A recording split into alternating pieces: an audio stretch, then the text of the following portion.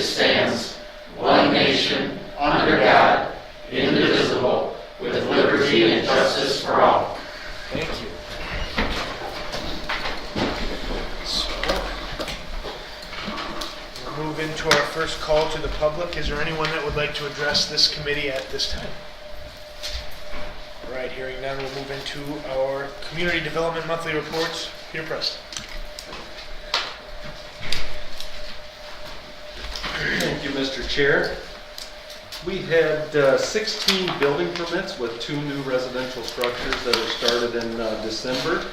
19 zoning permits, which usually means those 3 extra zoning permits without building permits were ag barns or something of that nature, which did not require a building permit. And then we had 90 code enforcement actions. Now, some of those are definitely audits of our files and such going back through. If you have no questions on any of that, I'd like to briefly discuss some of our code enforcement efforts. It was brought up at the last meeting concerning how we interact with the public and how our process goes, if I may. Okay, yep. Is there any questions about the first piece? All right, go ahead. Okay. Before you set apart from your agenda is a flow chart that gives you a kind of a breakdown for your own use. I would consider this a draft flow chart. So before I go too much further, I want to introduce Dave Benson. He's the face of code enforcement out in the field. So Dave is the one that would be going to visit a site. Dave would be the one that a complainant or a violator would talk to in the office, and he would be the one to marshal it all the way through the process. So the process, if we start in the upper left-hand corner, is we receive a complaint. Someone calls up and says, Bob has a bunch of junk vehicles. So Inspector Dave would visit the site, as you follow the flow chart, to verify the complaint. It's not a junk car, it's a classic car, very well kept out there. Some weeds are not growing up through it, and he would declare that's a non-issue, that's not a violation of our ordinance. And then so you'd go to your first red stop sign that says compliant is a non-issue, not verifiable. A lot of times we'll get people call up and say their grass is long, and we say we don't have anything in the zoning ordinance on that. Well, their tree is over my fence line. Sorry, we don't have anything in the zoning area. So they'll keep trying. Well, he built a back porch without a building permit if they have a dispute with their neighbor.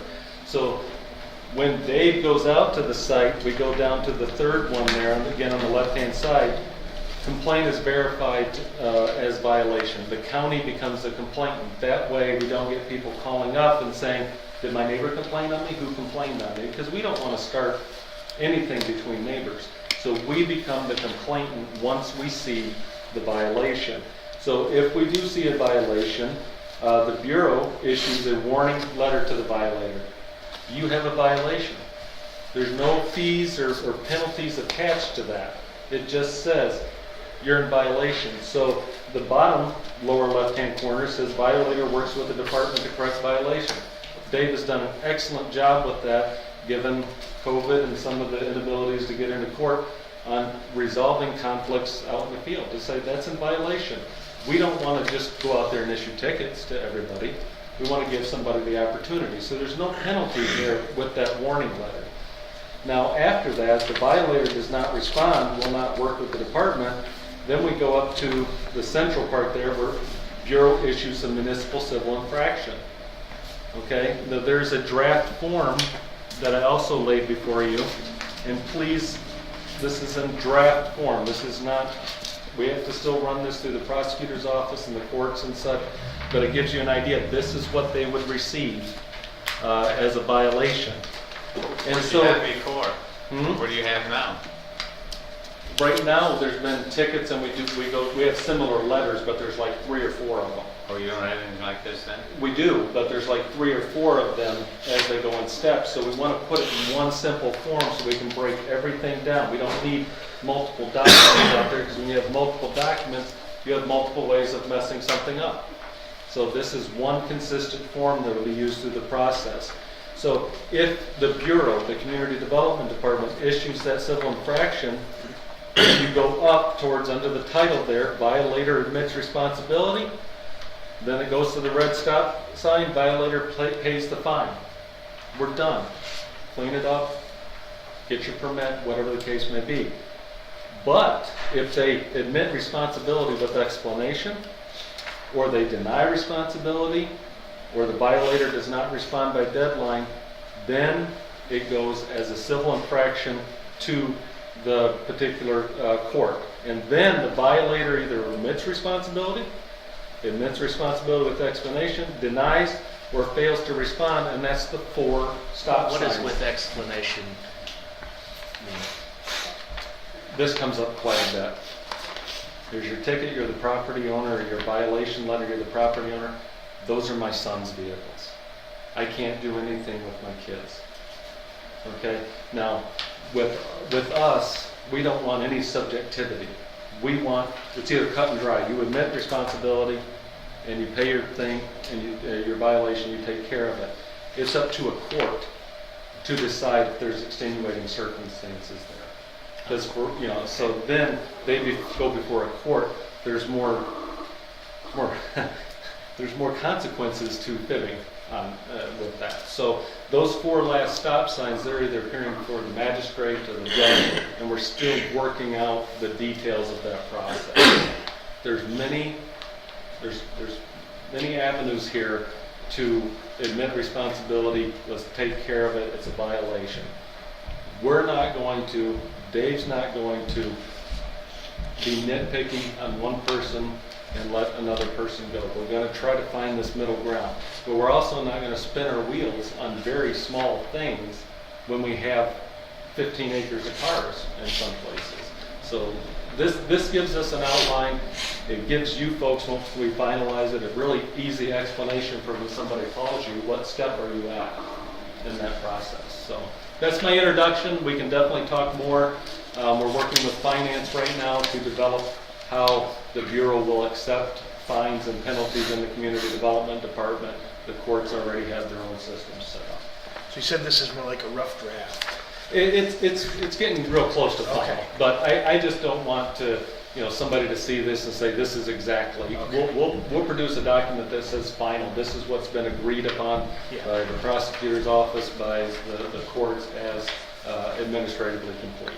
But I wanted to give you folks an idea. I know there was some discussion at the last meeting concerning that. All right, what do you think, gang? Once we get the final draft of this, would this be something good to get up on our website so that people have open access to answer any questions and have one? Might save a few phone calls. Okay. And maybe we'll get somebody better at creating flowcharts. So really. Okay, very good. Thank That you. one looks pretty clear. Well, it actually was clear until I got a hold of it, and I couldn't get my lines to. But and again, Dave Bennett, if you folks have any questions on a particular item, he's in the office 4 days a week. Look it up on the system, talk with you. But we do have other staff there as well. Okay. Yeah, Thank you very much. We'll go ahead and move on. We had no agenda items that were submitted to us that at least we're in time for the meeting. Is there any committee member that has any agenda items that they'd like to discuss or add at this time? Okay. Hearing none, we'll go ahead and go to our second call to the public. Is there anyone from the citizen group out there that would like to address the board at this time? Okay. Hearing none, this meeting is adjourned. Finance will start in a few minutes.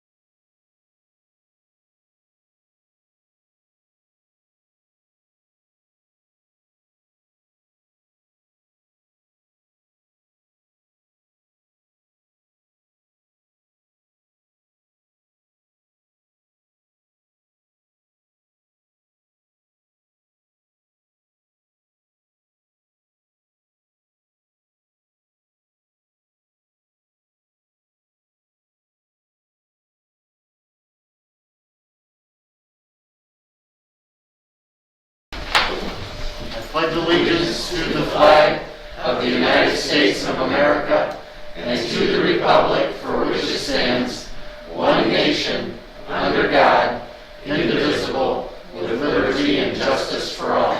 Thank you. We now have the call to the public. Anyone that would like to speak at this time? If not, we'll move into Treasurer's Monthly Report. Julie Soros. Hello. I think I slipped this down. My glasses are fogging. Yeah. It's hard to breathe. Okay. Things are moving along. You've got a banquet. I know it was later today. It's just hard to get it all processed before, like Friday the 8th when we tried. There's journal entries and a whole process before they're journalized in the system and you see them. But they're all there. We have our 2 new accounts showing this month. It's all looking good, moving along. We just started in January using the new checking for the first time for our accounts payable business. So I don't know if you have any questions going on any of those. No? Anyone have any questions?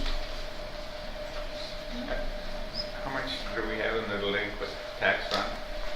Oh, I don't have a total off the top of my head, Gary, Okay, I just thought I'd ask. but there's a number of different accounts that hold the delinquent tax. Okay. I saw them in there, but there's not a total on it. Right. I did just, the 6th of January, we had 2 certificates of deposit that came to maturity, and I closed those because if we had renewed them, the new rate was horrible. So I'm going to move them into Michigan class and then it's fluid there, and if something comes up at a later date, we can move it and put it into Very good. something comparable, or we hope, but that 1.75 rate is Pretty low. well, that would be nice. It's nowhere to be found right now. Yeah. We're at the point, and it's pretty sad. I had hoped for much better this year. John, aren't we somewhere between 12 and 14 million For the delinquent tax? Yeah. Yes. Yeah. Yeah, it's up there. Just to answer your question a Oh, little bit, yeah. Gary. I just, Mr. Chairman, can I ask a question? Yeah. Just on that first account listed there that it says, where it says road account 201. So those numbers don't add up for me. Help me understand how that works. We have a beginning balance of 2 million, total debits of $1 million, so roughly credits of 300,000, and then an ending balance of 3 million. I'd have to work my calculator, I guess, Yeah. but that's what the, I see what you're saying. It doesn't add up. Yeah. Yeah. no, you're right. This is a minus, Um, and this is a plus. So just And I agree. I'll have to look at Yes. that better. I just got And this debit at 4 is- this afternoon. Yeah. I haven't had time to It isn't like hardly they had. look over it. Today it was myself and one other girl in the office. It's been a Monday. I think it's. Is it right? Yes, it Okay. is. Okay. Because all of these numbers, they come out of the computer. Okay. We aren't just popping in numbers to make it look good. They're in a banking report in the computer. So, And 202, that's the road commission. 201 is Or the, 201. yes, that's the road commission. Credits is up, so that's correct. Yeah, I just added it. Yeah, Okay. so that's a plus. Because the other, You have to the other understand lines, your debits and credits. yeah, the other lines don't work that way, but I was just trying to clarify. Thanks. Sure. Do we have any other questions for Julie? Well, I guess something else I wanted to bring up, Sure. is our credit cards. I'd really like to start the process and move us now. We spun our wheels with Point and Pay. That's not gonna happen. They were very hard and difficult to work with. And after finally getting a hold of a person, they said really if the department doesn't use BS&A, it's not going to work good in their system. So like the courts, with their JIS systems and things, the Point and Pay isn't going to work. we were trying to find a way to pass the fee on to the customer so we weren't getting the fees. Gov2Gov seems to be our best bet. Dan Neese from District Court gave me his contact's name. She's awesome, got right back to me, very accessible. She said she'd be happy to do a demonstration. I did email Brian and Jeremy and Tracy both the PowerPoint that she had discussed with us, myself and Amy. It works in our system. District Court uses it, Friend of the Court uses it. So our IT team knows how it works in our system, and it should be an easy thing to do. They would write up an agreement, and it would come to the board next month if I'm okay to go ahead. Would she like to come next month and give us a little bit of a demonstration or how it works? Well, we could if you want, or you can Just watch the can just watch it. Yeah, we watched. Because if you want to just watch it, get with That's it. fine. Because, I mean, I'd really like to I get this know rolling. how it works. Yeah. Because then it's next month before we would have an agreement for you, the board to then approve if they desire. And then we could move forward from there. So every month we say, So she'll have waiting. an agreement to forward to us, take a look at. Mm-hmm. Yeah, she would have an agreement to give to the board and the board to Yep. approve if they so desire. Okay, so And you're gonna then, have then we could get started. Yeah. Um, Okay, so get it soon so county administrator can look at it. We all Yeah, can see it. Okay. We'll look at the point and pay, but it's pretty, I mean, it services the whole end of the credit card Right. business. They were struggling with point and pay before Tracy even came, our previous finance. They've been trying with point and pay. We couldn't get a person. We've had a heck of a time really finding a good contact that would work with us. And I finally got a name and a number, and I felt like, oh, good, I'm getting somewhere. And then he never returned my call again. So it's just, whereas Gov2Gov, we have a couple departments using them. They're working great. They're available. I Okay. really feel confident that they would be a good team. They're out of Oakland County. They work with government. They work with municipalities. So they understand the courts and the different receipting and the different way our departments work. So. Very good. I think that's all I have. We'll look forward to seeing everything. Okay, very good. Okay, any other discussion on those points? If not, moving on to the agenda items. Item A, we have to accept the audit and place it on file. I know there's gentlemen are here to talk a little bit about it. You're welcome to come right up here. We have Jason Salzwedel with us and Doug Dieter from Raymond, who completed this year's audit. Okay, you're up, gentlemen. Thank you. All right, thanks for the opportunity to come talk about the audit tonight. We'll just take a quick kind of overview of the audit and the results of the audit, and if there are any questions as you go through, feel free to ask them as we go through. Jason's going to take the lead and kind of walk you through. There's 3 different reports. The thickest one is the actual financial audit report. The thin bound one is the single audit report, which is the federal audit compliance, federal grant compliance. And then there's just a stapled packet of paper that's what's considered our required communication to those charged with governance, which are you guys. So Jason will touch on each of those a little bit, and any questions, like I say, let us know. All right, so Doug kind of already gave a brief explanation of what those different packets are in front of you there. I'm just going to kind of touch base on the county's role in the audit and kind of what our role as the independent auditor is. So management for the county, they're responsible for the presentation of the financial statements and the accounting records in generally accepted accounting principles. That's GAAP in the U.S. You're responsible for designing, implementation, and maintenance of internal controls for the financials to ensure that they are free from material misstatements, and also for making all those financial records and information available for auditors to ensure that the financial statements are reliable and properly recorded. So what we do is we take all those informations and we review it and provide an opinion on it, that the financial statements are in all material respects conforming with generally accepted accounting principles in the U.S. So we provide that opinion, as a it's reasonable rather than absolute insurance on the financial statements.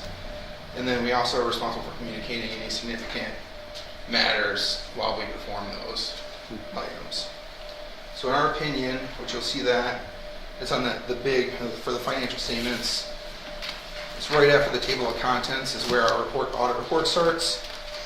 So in our opinion, the financial statements are fairly presented in all material specs for the county. We did not audit the road commission, so our opinion is solely based on the report of the auditors that did the road commission audit. Continuing on in here, so after the audit opinion is management's discussion and analysis. So this is where the county's finance department were able to provide some additional analysis on the financials for the year in comparison to the prior year. And once you get past that, you're going to come to page 15, which is the beginning of the government-wide financial statements.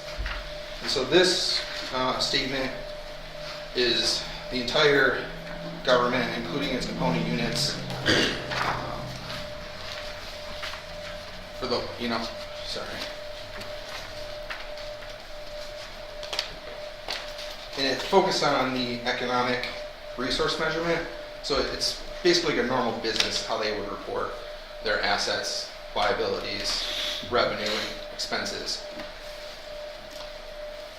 If you look in the liability section, you'll see the largest liability for the county is its pension and OPEB liabilities, with the exception of some of the long-term debt. So the pension is, I guess, is bigger than the debt is bigger than the OPEB, but your pension liability is the biggest part. And that's contributing to the unrestricted deficit at the bottom of the page there.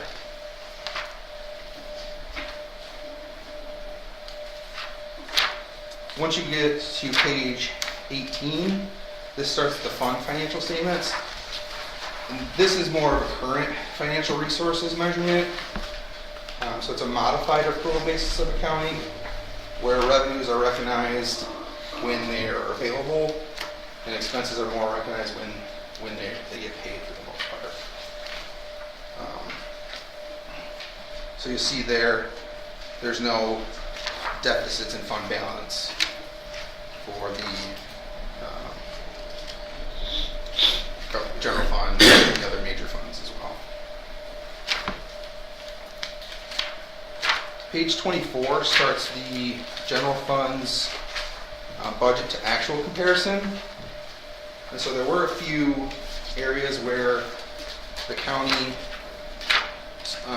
actual expenditures were in excess of the budget.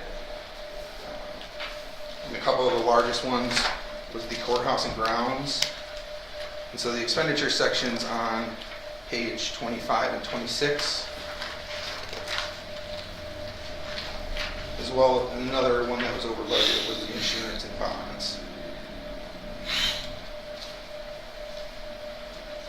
So I know there's a lot of information here. Page 38 starts the footnotes, which goes into just more of a narrative information about various things in the financials. The next item I wanted to touch base on was the single audit report. And so that's the thin bound booklet. As Doug had mentioned, this relates to the federal expenditures, grants that the county has and has expended. So the major program for the single audit was the child support enforcement. It's major because there was expenditures over $750,000 in a year. In our opinion, the CFA, which is the Schedule of Expenditures and Federal Awards, is fairly presented in material respects. And also that the county complied in all material respects with the compliance requirements for the major program.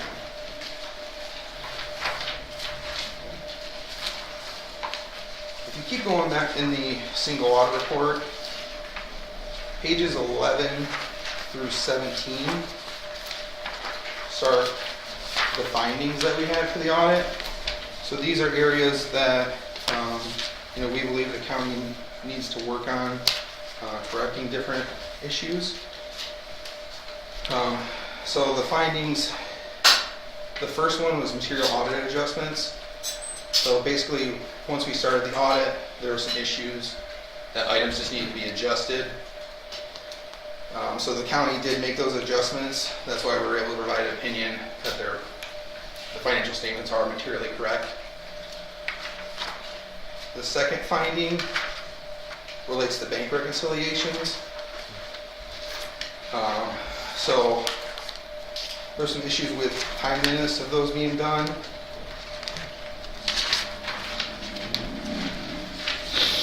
The second finding relates to control of bank accounts. No, that's on page 14 is where I'm at, the third finding, I'm sorry. So when we started, there was a few accounts that were not under the treasurer's control. The fourth finding relates to delinquent annual financial report and submission of the single audit. So this year there were some delays with us getting started, so the report did not get issued on time for the audit, and the single audit as well was not submitted timely. The fifth finding was account reconciliations between opinion units. So the treasurer maintains accounts for the health department and the medical care facility, which they each have their own separate reporting in general ledgers. So the health department, medical care facility, and the county weren't really reconciling some of those accounts with each other to make sure everyone had the same number for those items. And then the sixth finding was written policies that are required by uniform guidance. So uniform guidance is basically the federal regulations for spending the federal grants. There were some written policies that were not there. And you see on the bottom of each one of these findings the view of the responsible officials. So Brian had provided responses to these, and a lot of them I believe have already been corrected. Just as a point, all of the policy-related issues we enacted this summer that were drafted by Major and Custarian. So those have all been taken care of. So those are about monitoring and compliance moving forward. Thank you. Mm-hmm. And then the third, the little skinny pack, the staple item. So as Doug had mentioned, this is our required communication with those charged with governance. And so this just talks about, our responsibilities as well as different items that came up during the audit. On page A1 of that report there, these are some additional other matter items that we just discovered while we were working on the audit. So they weren't as significant as the findings that are in the single audit report, but we felt that they were important enough to merit attention of the board. Just one clarification on that. The findings that are in the single audit report that you went through, the 6 of them that are in there, those are what's called material weaknesses. So there's 3 different levels of findings from an audit perspective. The highest one is a material weakness. The next level is a significant deficiency, so it's not quite the same level as material weakness. And then there's a third level called what we call other matters. These are just items that could help the county improve their processes and procedures. but it's not something that's going to necessarily create an error in the financial statements. The significant deficiencies and material weaknesses have a higher chance and possibility that there could be errors in the financial statements. So that's really the difference in them. So these other matters are more just, hey, recommendations to think about to try and improve the process and make things run a little smoother.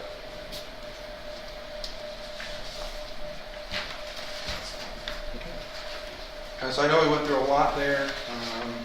Anyone have any questions? I do.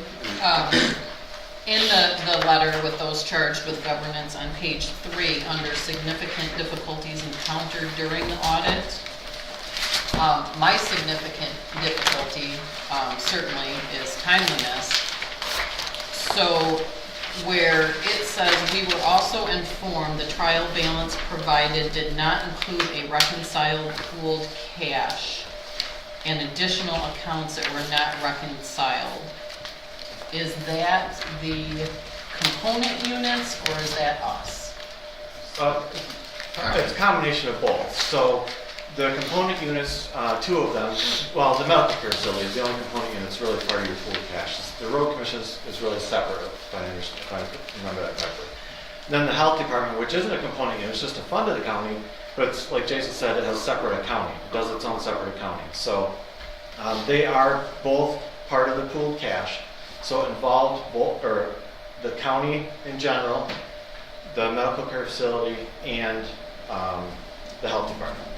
And so there were several reconciliations done, correct me if I'm wrong, there's several reconciliations done. Each time they were sent back to be redone because they weren't correct, they didn't agree with the county records, or medical care, or a health department. We received the final pooled cash reconciliation mid-December timeframe.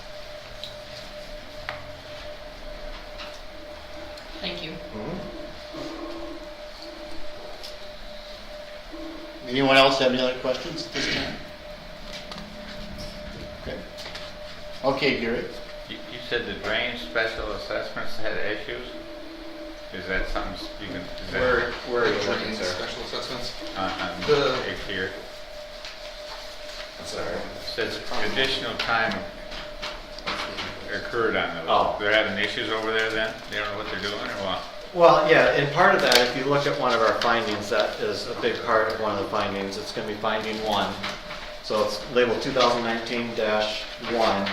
It's on the second page, and it is the 4th bullet point down on the second page, where you can see the special assessments for the Mysticoid drain.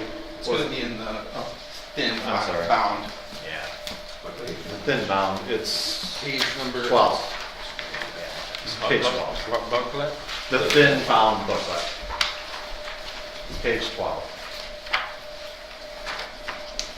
And it's the 4th bullet point down on page 12.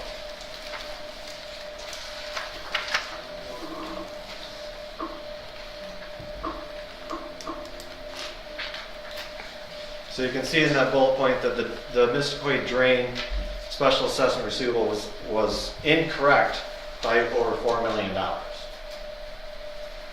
Oh, so they know what they're doing over there then, right? Well, I guess I don't know. I assume it's something from the drain side. I don't know who records those receivables and the debt that goes along with it in that project. I assume it's somebody in the drains, yes. That's crazy. 4 million, huh? Yeah, Yeah. I can't believe that over there, but that's just me, so. We'll have to ask them. I'm sure it's a bookkeeping. Okay. It's corrected now. Yeah, it's corrected now, correct. And every adjustment you see in our finding here has been corrected by the county. That's, like Jason said, that's how we can still issue an unmodified opinion on the financial statements. Okay. Real good. Just for the benefit of the audience and those listening at home, can you explain the unmodified? Sure. An unmodified opinion, Jason touched on, like he used those terms, but unmodified opinion is the highest level of assurance that independent auditors can provide on financial statements. So it says that the financial statements are fairly presented in accordance with generally accepted accounting principles. That's what unmodified means. Yes, So ma'am. can you help me understand How, if that's true, then how does the 6 material weaknesses fit into that? Well, because everything was corrected through the audit process. Okay. Yes. But there's still a corrective action plan, so there's still more to do, or has that all been taken care of? Yes, the state requires a corrective action plan, and so does the federal government related to your federal awards that will need to be submitted to the state and approved by they'll approve it or they'll follow up on it to make sure that you're following through with the corrective actions. Yes.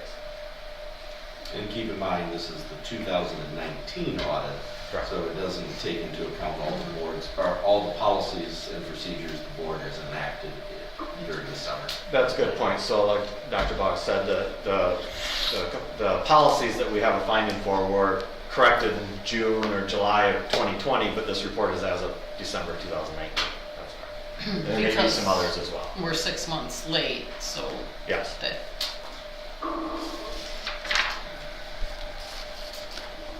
But that's the level of encouragement, so. Okay, anyone else have any discussion points on the audit? Thank you, gentlemen. Thank you. Appreciate it.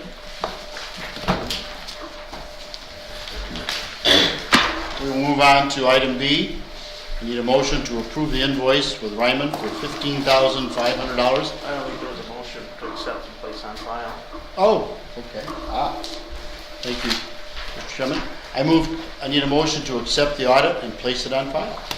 I'll make that motion. Motion by Cindy, Second. seconded by Greg. All those in favor say aye. Aye. Motion carries till Wednesday. Thank you. Item B, I need a motion to approve the invoice for Ryman for $15,500 for additional services over their bid. They might want to stay. Hey, gentlemen, No, they probably don't want to stay. might want to stay so we can have discussion on the extra costs associated. Yeah, do I get a loud vote? Didn't want them to leave, and then it's... I'd like to have a motion so we can discuss. If there's no motion, then we can discuss. So moved. You mean to say the whole thing? Recommend. Let's see, I move that we approve the invoice for Raymond for $15,500 for additional services over their bid. Is there a second? For the sake of discussion, I'll make the second. Discussion. Well, there is a lot here. This is a significant amount over the additional contract, like almost 50%. So, Yeah, I'd just like to know where we came up with the 15.5. 37.5 was the entitle, or was the total fee. And we're looking at almost half the cost for extras. And then I also there was a note in here somewhere in the audit that they didn't even start the audit till June 26th. But I mean, we met all of our obligations. April 15th, per our contract, $12,500 is what we're to pay. I have the pay here. We paid it on 4/17. May 15th, we paid $20,000. We paid on May 14th, we paid the $20,000. And then the last installment was June 15th of $5,000, which is their fee structure, which we paid according to our system, and they didn't even start the audit until June 26th. But there's also a clause in here that if significant initial time is necessary, we will discuss the related circumstances with management and arrive at a new fee estimate, which may or may not occur before we incur the additional time. In these circumstances, we may also issue a change order. And then we have a form that they've attached to their contract here for changing, or what the cost may be, so that we at least had an idea of where we at. I mean, I probably understand we were outside the scope of our contract in some regards because of the COVID and the time and just the complexity of everything, but I guess I wondered why we weren't at least afforded the time to discuss it. Or maybe you guys did and we just don't know. We can discuss it now if you'd like. Yeah, sure. Welcome. Yeah, sure, please.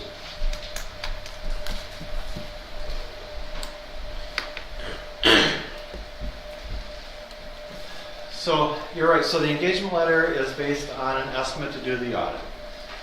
It's based on a proposal that was done 3 or 4 years ago. There's a 3-year proposal where we estimate the cost of what it's going to take to do your audit.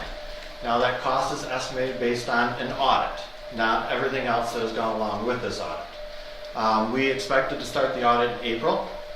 That's when the first bill was due. We expected to be done with the audit by June 30. That's when the last bill was due, somewhere around those dates.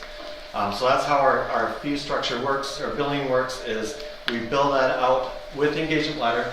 At the time the engagement letter is issued, we bill it out based on when we think the process of the audit is going to go. So it's like progress billing. We just estimate the dates.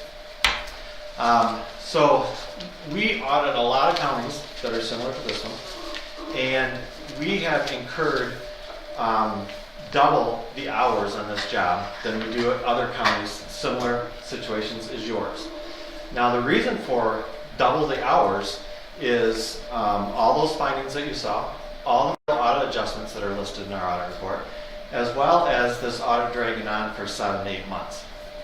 And the more it drags on, the more that gets incurred because of we get a document, we got to pick it up, we got to figure it out, we got to send it back to them, get more answers. It's just pick it up, set it down, pick it up, set it down. And that, in the audit world, generates a lot of wasted time. So in order to get this audit completed, like I said, it was from the date we expected to start, I think it was April 15th, somewhere around there. We're 9 months past that at this point. We're finally issued the audit at the end of last week. May I ask a question, Mr. Plum? Oh, yes. Did I understand in your report that there was something that you needed from us that you didn't get until the middle of June, and that's why you didn't start until the middle of June?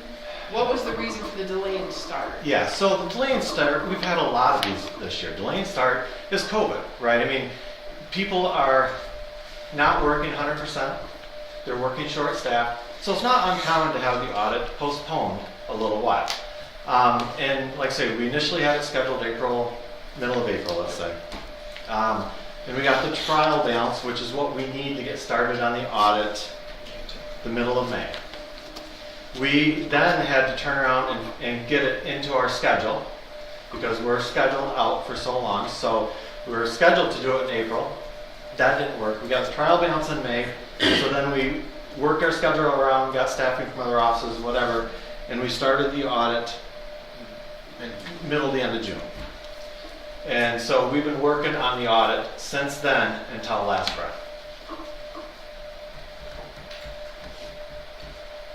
I have a question. Go ahead.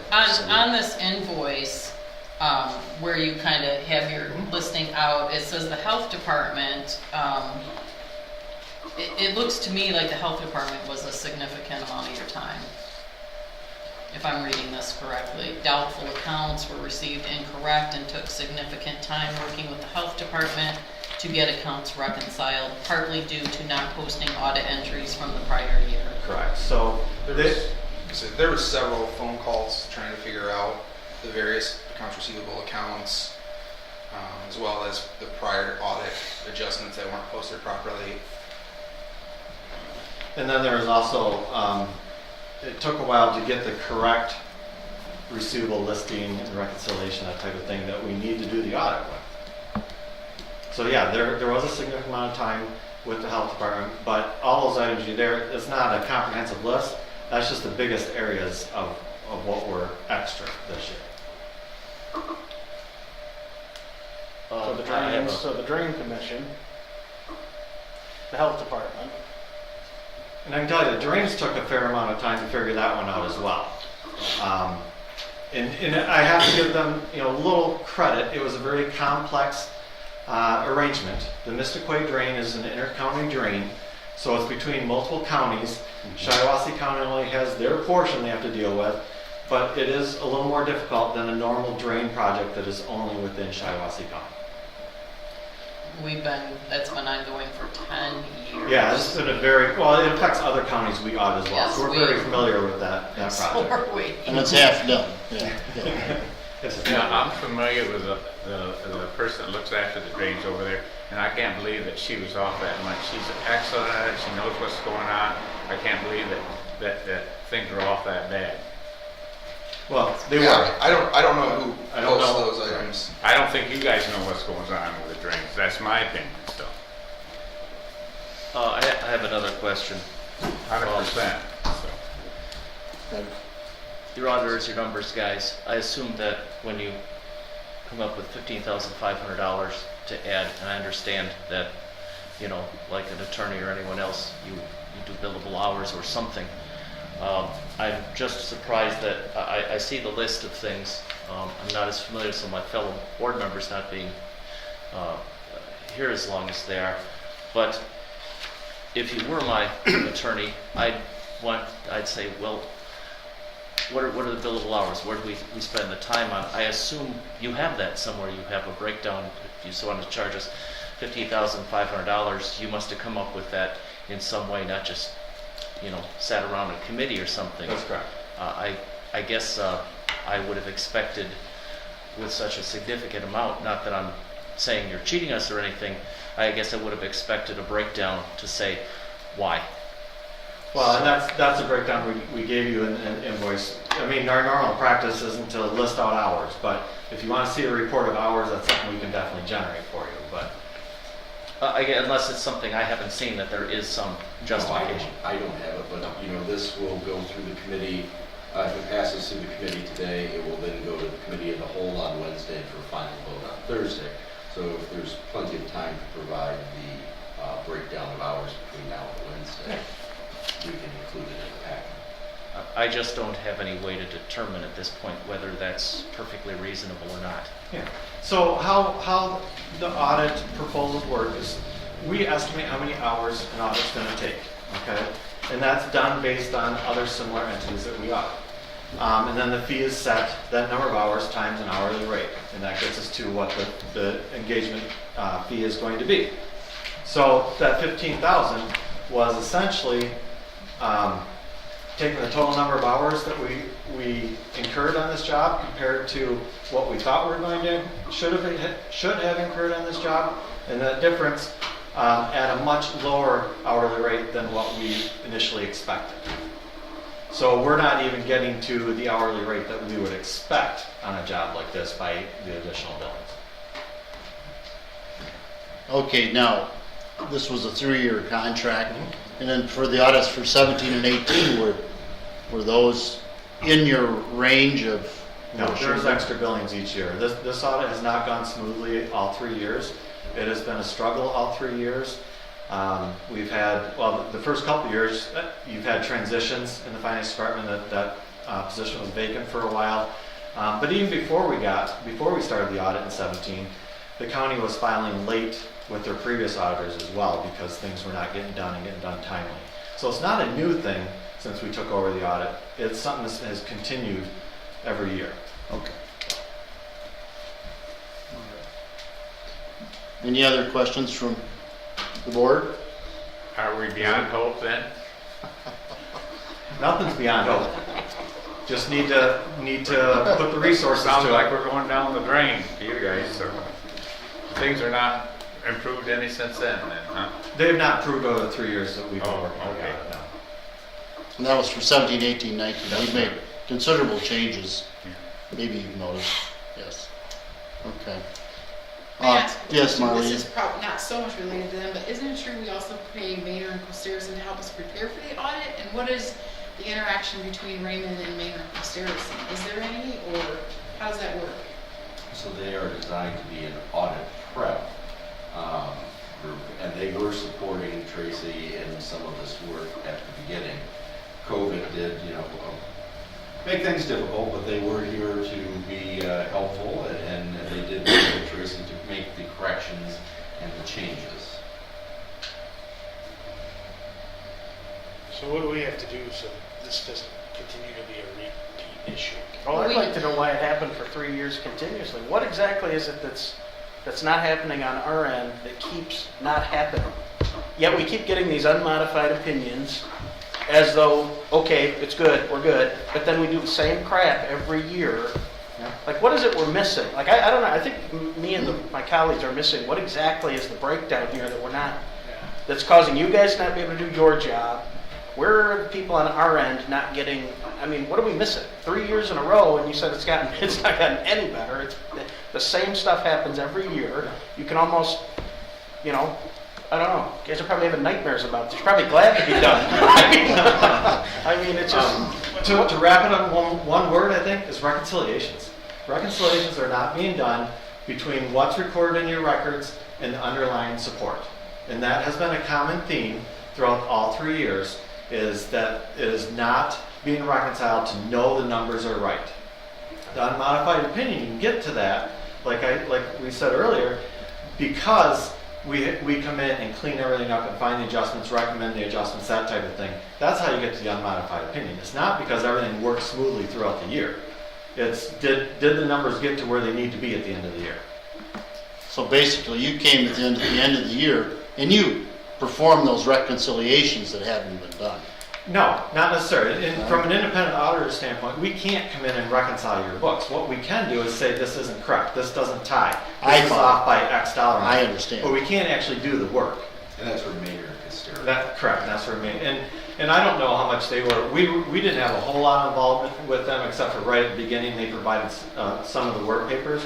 But majority of the time we worked on this, we didn't have any communication with them. Okay. John, Yes. if I could throw this in, and I think this is where the problem lies.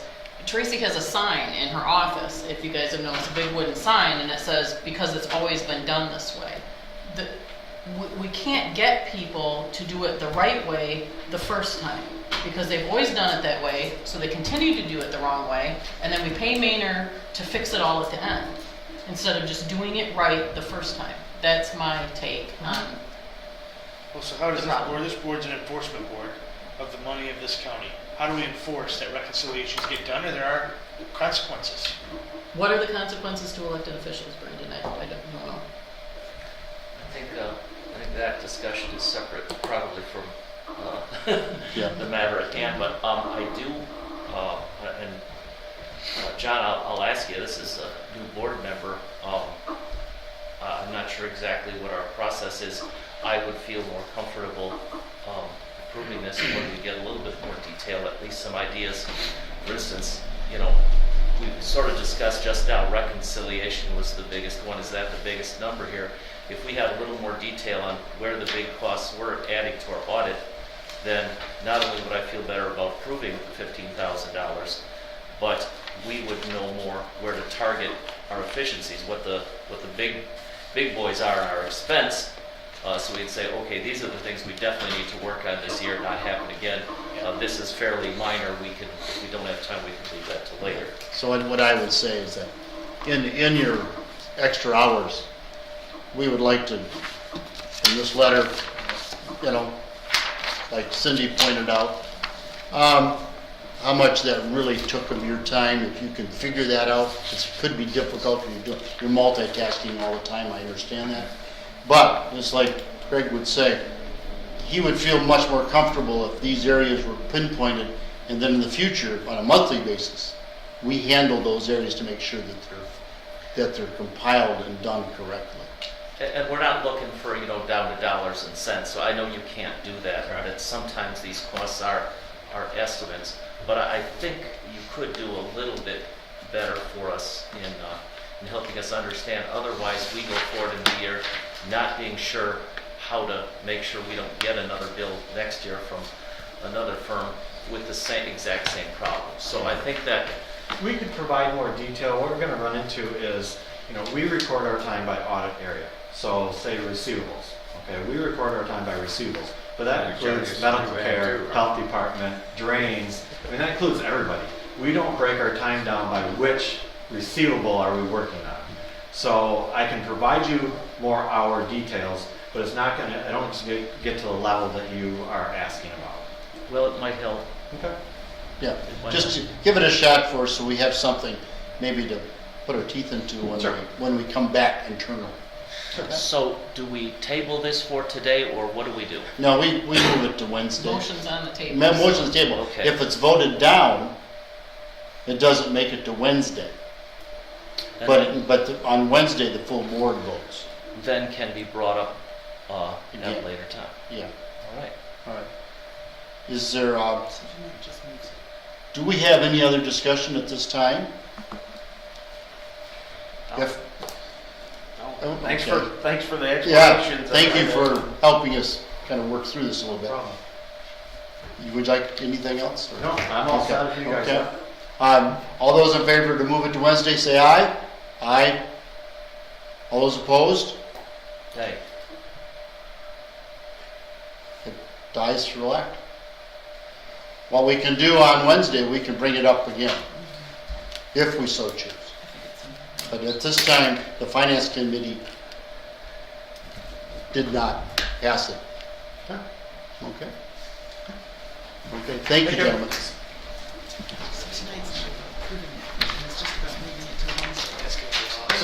Okay. I don't think we should move to Wednesday until we have more details. Very good. Yeah, that's They're fine. just gonna get us details about Wednesday. Okay, moving on to item C. But it'll be there. I need a motion to approve the 2020 budget adjustments as presented. I'll make that motion. Motion by Cindy. Seconded. Seconded by Greg. Discussion? Doc, would you like to? If I may, just briefly. So in December, we had an agenda item before you authorizing us to make the changes and enact them in the calendar year as we closed out 2020. This is a complete and total list of all the changes that we've made, and I'm just looking for your approval because several of them are over $5,000. Okay. Any discussion at this time? You might want to take a look at this. If you have any discussion points, you can bring them up Wednesday. This is our internal to balance everything. Okay. Any other discussion at this time? If not, all those in favor say aye. Aye. All those opposed, motion carries. Thank you. Item number 5, again, call to the public. Does anyone wish to speak at this time? Okay, not anyone wanting to speak? Meeting adjourned. Thank you.